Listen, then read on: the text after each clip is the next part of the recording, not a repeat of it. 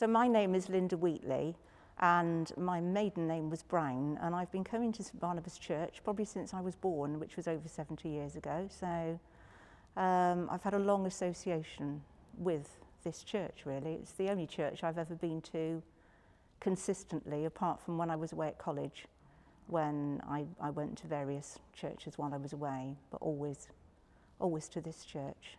So I was baptised here in March 1949, and then I came to Sunday school here. And after I'd been to Sunday school, I became a Sunday school teacher in the junior Sunday school with John and Mary Price, which I really enjoyed. Then I was confirmed here in 1962, but I don't remember which bishop, and I've got no photographs, unfortunately. And then there were a group of teenagers here. We were all about 14, 15, 16, 17, and we all used to come to church, and we always came to Evensong, and we were known as that lot. So we had a nice young curate at the time called Roy King, and he wanted to encourage everybody, I think, and so he started a group here, and we were called the lot because we were known as that lot of teenagers that always come and take up the cloakroom, making sure their hair's okay when they got to church, you know, and that sort of thing, whether they'd got their lipstick on and all sorts of things. So our meeting place, first of all, was at Roy's home, and then later we were allowed to use not the small hall here, but the very small hall, and that was our meeting room on a Sunday evening after church. And we were allowed to paint it, decorate it as we wanted to, and we just, I don't know, I suppose we did Bible studies and talked about things, and it was just an evening of fellowship. We had tea and coffee and biscuits, and it was a really nice evening. And I have got photographs. Well, I have got a photograph of us all together, and I can remember some of the names. And we went on a Christian weekend to Butlins one year, to Minehead, and I've got a picture of us there as well. And then we all went our various ways, either to college or university or just into work, and the group dispersed, really. But Roy then got a priesthood in Swanage, but he always said, when any of you get married, because I think we'd formed such a good relationship, when any of you get married, I'm very happy to come up and marry any of you in church, which he did, and he did come up to St Barnabas for mine and Rob's wedding, all the way from Swanage on a moped. So in 1971, that was no mean feat, so you know, it was good. And he married 3 or 4 of us couples at the time, so that was really kind. And then I went away. Before that, I'd been at college, so yeah. I got married here in 1971, and both my children were baptised here, and my daughter was confirmed here. And I've always come to church, but probably not until the last 10 years become recently more involved. So, and I think that was due to Helen Salmon, previous vicar. She encouraged me. She encouraged me to go to an Alpha course at Catherine Coomer's house. And I didn't really know anybody very well, so that was the first time I'd really made any close friends at church. And we're a really close home group now, so still go to that home group. That's about 10 or 12 years ago. I sing in the music group because I've always been interested in music. When my daughter was a teenager, before she was confirmed, she sang in the choir, and I joined her in the choir then for a while, so that was back in the 1980s, 1990s. I sang in the choir for a while. Yes, I help with the teas, I help with cleaning, and I help with the family praise team now, which I really enjoy. And yeah, I think I'm part of the church family here. I hope I am, and that's it really. But this church has always been part of my life. I've been to lots of events in this church hall here, lots of things when the St Barnabas Players were here. lots of fundraising events here and helped out. So it's just been, that is church to me, St Barnabas Church, and the building, not just the building, but it's always been, that's my focal point. Yeah. My earliest memory is probably coming to Sunday school and Harvest Festival services here. Yeah, what was that like? I always enjoyed the Harvest. They were always such great big events with, I suppose, more people gardened in those days and more people had allotments, because we're talking about the 60s, 50s and 60s rather. And so there was always such a lot of fresh produce, and the church always seemed to be full of colour and life, and the nativity services were always lovely as well. I can always remember the nativity services. I have heard a lot of great things from what I've been told. Always wanted to be Mary, but was never chosen, so never mind. Great crowd. Yeah. I think there is a good sense of community, that lots of people pull together. Unfortunately, it always seems to be the same people, but I guess that's the same. I guess that's the same in any church and lots of organisations. I've done lots of work with schools and on PTAs and things, and it is always the same nucleus of people, but then you try to encourage more people to come in. And I think when we've had Christmas and summer fairs here and try to encourage people in from the community, and lots of people do come, but they don't always come back to church. But hey, they came, didn't they? And they know they're always welcome. And a few weeks ago, when we did the first family praise outside in August, we had some new families just turned up, which was really nice. So they know that they're welcome. But I guess it's a struggle for a lot of people with working commitments now. As I say, when I was growing up, nobody worked on a Sunday. You know, no shops were open, so it was easier to have a bigger community. We used to have the fetes in the village, not the village, in the church, vicarage rather, the vicarage garden. So the vicarage garden was where all those 4 new houses are next to the vicarage, and the vicarage was the big old building next to where Sarah is now. So it was a big garden, and it was full of people, and they always had somebody from the television or the radio came to open it, and it was a huge event in the area. And later that moved to Sheep House, which is on Tuffley Avenue, and again they had a huge garden. They've now built a cul-de-sac of houses on it. So there were much bigger community events in those days, I think. But I believe it's because people had more time in those days. Weekends were weekends, and there wasn't the pressure of everything's got to be 24/7 like it is now, unfortunately. So I think that the online church has helped with that, because people can dip in and out that maybe wouldn't find time to come to church at the weekend, but they can dip in and out during the week. I think we've adapted quite well. I think Sarah and yourself and all the comms team have done really, really well to try and bring church to people in their homes. I probably watch every day, but not always at the right time, if that makes sense, but I do try and fit it in, so I might watch later on. Sometimes I actually manage to catch it live. I do feel for people.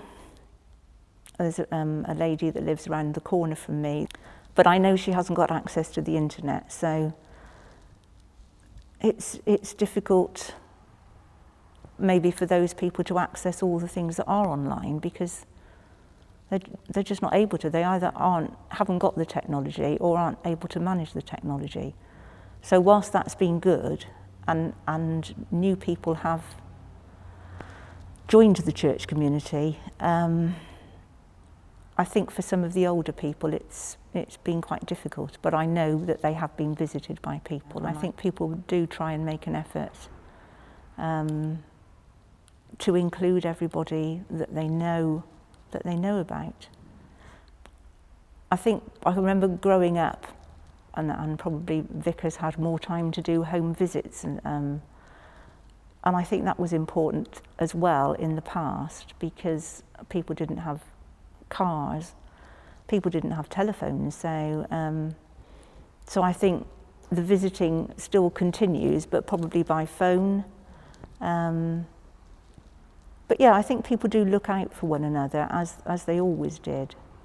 I think there was a bit of a pressure that you went to church and you went in your Sunday best clothes. It was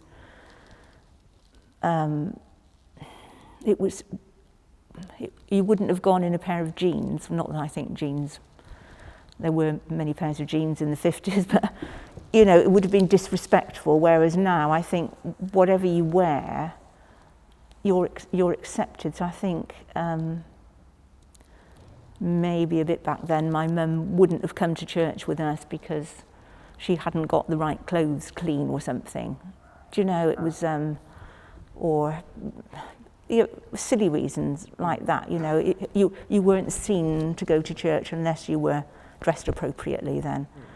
Whereas now, it's more about the being there, not about being seen there in your best clothes. I've made lots of really good friends here, friends that I can talk to, particularly in home group. I think that's the big thing. St Barnabas home group is probably the biggest important thing for me. I have, like many people, lots of friends, but I don't have many Christian friends, including my children, which I'm quite sad about because I always brought them to church, but that's a difficult one. You can only just encourage and offer, and until they're ready, or if they're ever ready, it's not going to happen. So it's nice, it's good to be able to meet with a group of people that you can call friends. We're a very close-knit group. We all pray for each other, and we can talk about praying for each other, and nobody judges anybody. And I think that's probably the most important part of my church life here. I haven't yet been back to church, partly because I think there are people that need to come back more than me. I was saying to Sarah the other day, I said, you know, there are some people that haven't had access to the online services, and I think they need to be the people that come into church, whereas I have. Yes, I've missed having communion, and I probably will come in the next couple of weeks, but I know that church also is restricted in numbers, and I'm a one, and I don't want to take up somebody's one bubble when there are people that I feel are more needy than me. So although the church and the building is important and the services, I get a lot of support from the home group, and just the fact that I can watch things online and pray at home on my own. I do miss the singing. I'm getting that. Yeah, I do miss the singing. Music. I've just really always enjoyed the music group. I joined when James was here, James Turk. And again, it isn't always just about the music. It's again about fellowship as well. You can sit and have a chat about other things too. And it's just that friendship and fellowship as well as the singing. So yeah, the singing's a big part of it, but the fellowship is just as much. It's because I do the teas on a Sunday. Well, not every Sunday, and it's really nice to stand and serve the teas and ask people how they are. Whereas I think when it's not your turn to do the tea, you might talk to the people that you know, but not necessarily to everybody. But when you do the teas, you've got an opportunity to speak to everybody. It is a very caring place, yes. Yeah. When we were in the lot, I I think one of the first couples got married, and not only did we then come to our Sunday meetings, but we then used to go to their house. They moved into the parish as well. So we used to go. So I suppose you just made a bigger friendship, a Christian friendship group then, apart from the people that you were at school with, or at college with. So It's lovely to hear. yeah, it's I don't know. I think people say about when did they first get the feeling about God, and how did you first find out? But to me, because I came here probably to Sunday school, and I've always come to church here since as far back as I can remember, I've never had that moment. So I don't know. So it's just always been part of my life. So I don't know. I was really a bit cross when my parents moved. While I was at college, my parents moved to Hucklecote. And I thought, well, where am I going to go to church now? Well, I'm going to have to come back here, because I did try Hucklecote Church, but it wasn't the same. But I guess it might have been if I'd given it a chance. But and I think the other thing is that it's such it's an unusual building, and it's always had that light of the cross on. And whenever you come, if you've been on holiday and you come home and it's in the evening, that cross is there, and it's always, yeah, I'm back home. So I think it's just that as well, really. It feels like home. Yeah.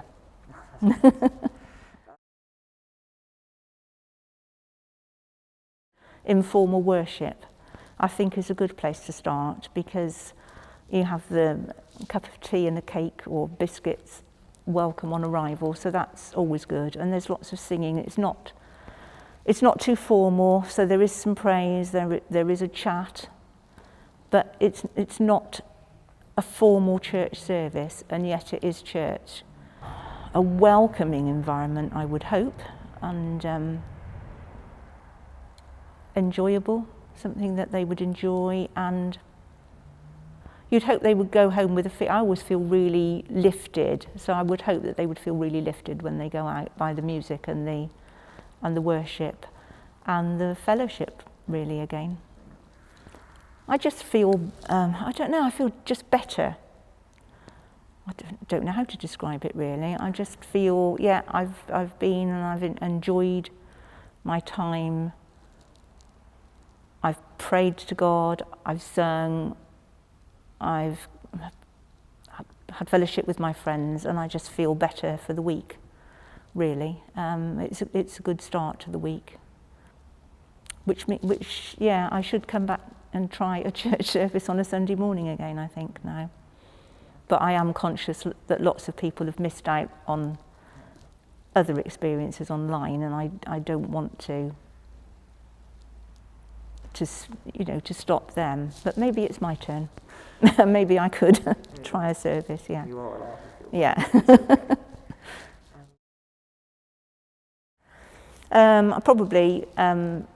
Probably Helen Salmon for encouraging me to go to the Alpha group, and it was also, and so that's when I started home group. And also because she said, one day in one of her sermons, she said, we could really do with somebody else on the family praise team. Would anybody like to volunteer? And before the Alpha group, I wouldn't have volunteered. But because of that, I thought, yes, actually, I would like to do that. I did do Sunday school. I was a teacher, so I ought to be able to do something. And I'm confident enough to do that. So probably Helen encouraged me more than anybody else, and she probably didn't even know that. So.